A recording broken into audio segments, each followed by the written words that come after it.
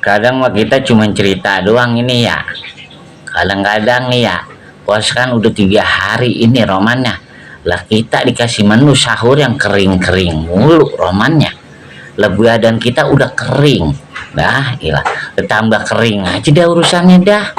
Orang mah kita dimasakin sayur nih biar ada seratnya. Kalau kata dokter-dokter mah, dokter gizi apa tuh? Biar kata ada seratnya. Lah kita lagi dimasakin kering mulu roman-romannya. Ya ilah.